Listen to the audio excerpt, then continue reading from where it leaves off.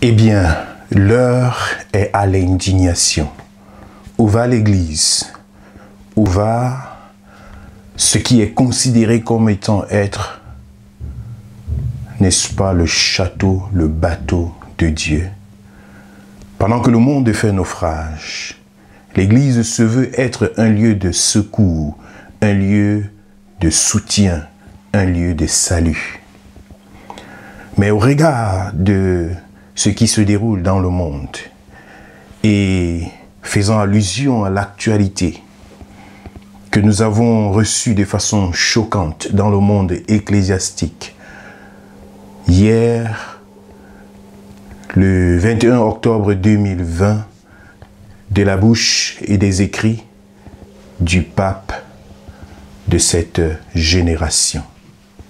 Le pape de l'Église catholique a déclaré, accepté, n'est-ce pas, de façon légitime, l'homosexualité dans le monde. Et certainement, la prochaine étape serait de promouvoir la célébration des mariages entre personnes de même sexe dans l'Église. C'est à se poser la question, où va le monde? Mais bien, ce n'est que le vrai visage du catholicisme qui se révèle au jour le jour. Pourquoi?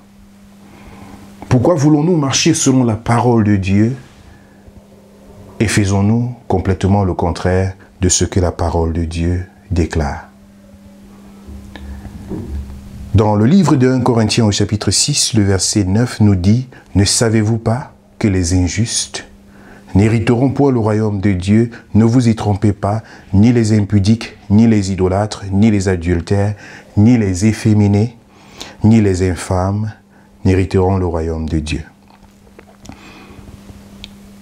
Et dans le livre de Romains au chapitre 1er, à partir du verset 26, je m'en vais vous faire lecture. C'est la même Bible que nous avons, la version Louis II.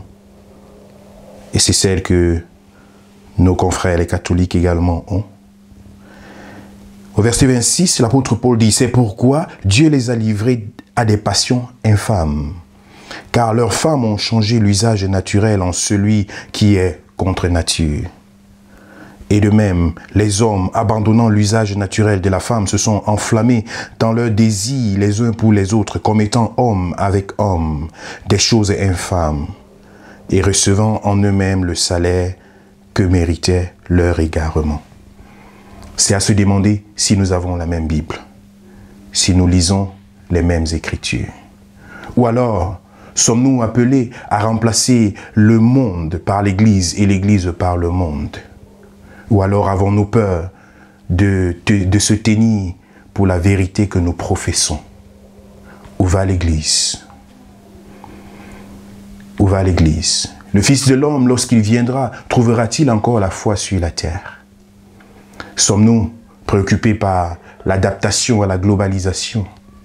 Sommes-nous préoccupés par, n'est-ce pas, le fait que nous devons nous accoutumer aux choses de ce monde pour ne pas être mis à l'écart? Eh bien, c'est un choix que l'Église doit faire. Je voudrais t'interpeller, toi chrétien qui veux marcher selon la parole de Dieu, toi qui t'interroges sur la direction de l'Église, qui regarde de l'extérieur et qui te demande qu'est-ce que ces chrétiens font, je voudrais t'interpeller. Laisse le Seigneur parler dans ton cœur. Laisse le Seigneur parler dans ton cœur et découvre toi-même la vérité. Non, Dieu ne désire pas la mort du pécheur et de toute personne qui serait homosexuelle ou des choses du genre. Dieu aime tout le monde. Et c'est à cause de son amour qu'il a donné son Fils unique Jésus, afin que quiconque croit en lui ne périsse pas, mais qu'il ait la vie éternelle. La maison de Dieu, l'Église du Seigneur, la parole de Dieu est une source d'espoir pour ceux qui sont désespérés et qui veulent un changement, qui veulent une transformation.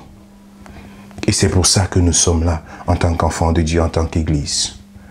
Mais que dire lorsque l'Église devient cette institution qui encourage les gens à demeurer dans leurs difficultés, dans des situations qui vont contre la nature de Dieu.